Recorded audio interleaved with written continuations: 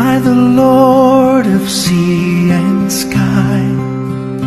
I have heard my people cry, all who dwell in dark and sin. Selamat datang dalam permenungan kita di hari Sabtu, pekan kedua masa Paskah. Bacaan hari ini adalah kelanjutan dari bacaan Injil kemarin, di mana kemarin kita merefleksikan tentang bagaimana 5 roti dan 2 ekor ikan mampu memberi makan 5.000-an orang. Dari keraguan-raguan, dari kebingungan, dari ketakberdayaan, karena hanya punya 5 roti dan 2 ekor ikan, sementara mulut yang harus dikasih makan 5.000-an. Tetapi bersama Yesus dan dalam Yesus, segala yang tidak mungkin menjadi mungkin. Roti ikan yang kurang menjadi berlimpah, bahkan 12 bakul sisanya setelah 5.000-an orang makan. Pergilah para rasul, menaiki perahu, tinggal Yesus sendirian. Yesus yang masuk ke dalam kesunyian seperti biasanya. Setiap kali dia ditolak, setiap kali dia membuat mujizat, tetapi setiap saat dia selalu punya waktu, punya saat teduh untuk kembali kepada sumber kehidupannya, yakni Bapanya di surga. Kenapa dia harus ke sana? Mencari tempat yang sepi dan sunyi, supaya egonya jangan memuncak, supaya dia jangan lupa bahwa kalau dia bisa buat semua itu karena dia dan Bapa satu adanya. Dan ini yang perlu kita pelajari hari ini. Para rasul pergi mungkin dalam kebanggaan, dalam kegembiraan yang meluap-luap, sampai mereka tidak siap untuk kedatangan badai dan topan. Dalam saat-saat seperti itu, Tuhan datang. Bacaan hari ini dan kemarin mau mengatakan kepada kita bahwa Tuhan selalu hadir. Justru di saat kita merasa sepi, di saat kita merasa sendirian, di saat kita merasa tak berdaya, di saat kita berada dalam gelap, dihempaskan oleh ombak dan gelombang kehidupan kita, Tuhan selalu hadir. Tuhan selalu hadir dengan kekuatannya, dengan rahmatnya dan perlindungannya. Kita cuma harus belajar untuk percaya. Kita cuma perlu belajar untuk mengembalikan seluruh putaran hidup kita kepada sumbernya, kepada pusatnya, yakni Tuhan sendiri. Ketika kita lupa, lalu ego akan memuncak, lalu kesombongan akan memuncak, lalu akan ada iri hati, lalu akan ada pertikaian, dan lalu ada peperangan, dan selalu akan ada korban.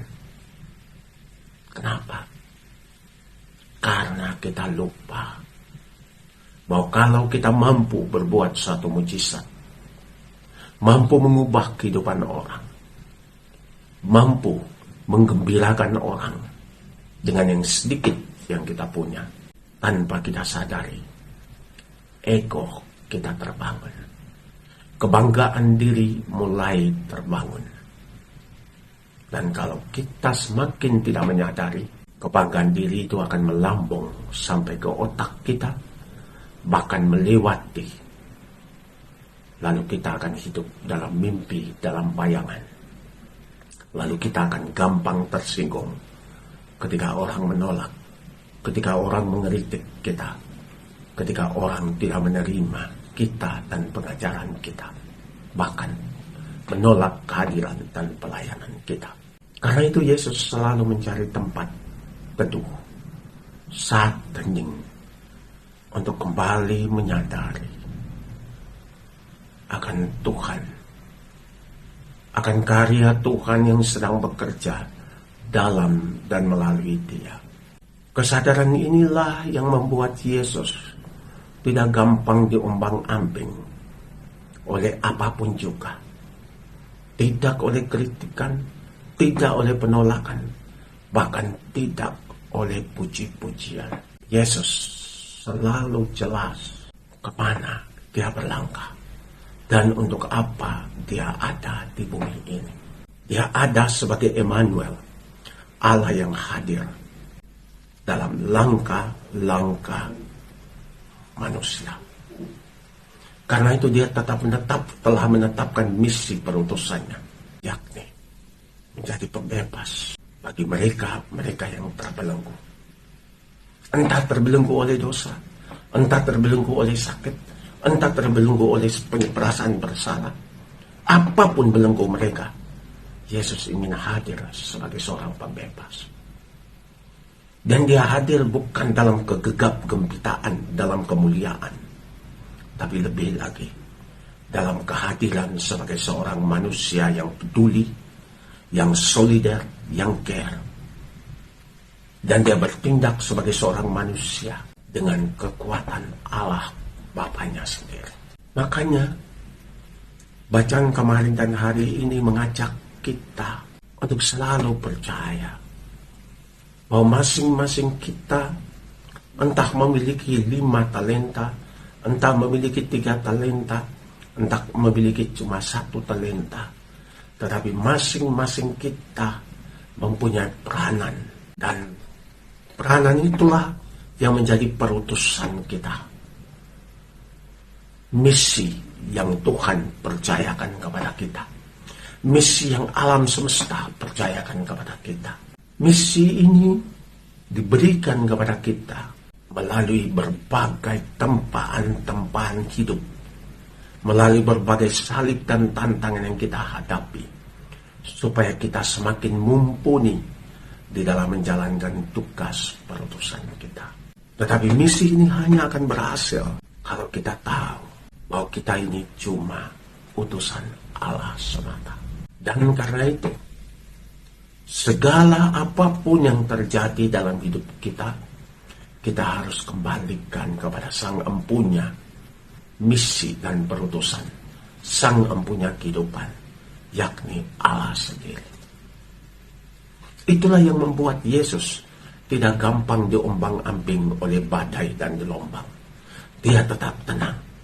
Bahkan dia mampu tidur di atas geladak kapal ketika gelombang, ketika air hampir menenggelamkan kapalnya. Dia tetap tenang. Karena dia tahu, karena dia percaya, karena dia yakin bahwa Allah Tuhan besertanya. Dan inilah yang harus menjadi keyakinan kita di dalam menjalankan hidup dan takdir kita atau perutusan kita. Bahwa kita harus menjalankannya dalam keyakinan bahwa Tuhan beserta kita. Karena Tuhan beserta kita, maka kita tidak boleh gampang menyerah dalam hidup kita. Bahwa apapun kita harus hadapi, karena kita tahu Tuhan beserta kita. Kita tahu karena kita sering berelasi dengan Tuhan. Kita tahu karena kita punya waktu bersama dengan Tuhan. Kita tahu sebagai hasil dari suatu permenungan yang dalam, di dalam doa. Semoga Allah yang Maha Kuasa memberikan rahmat kekuatan kepada kita untuk tidak menyerah. Tapi lebih lagi, semoga Allah menghancurkan segala tembok-tembok keangkuhan dalam diri kita, supaya kita belajar untuk lebih berserah dan percaya kepada Tuhan. Dalam nama Bapa dan Putra dan Roh Kudus. I will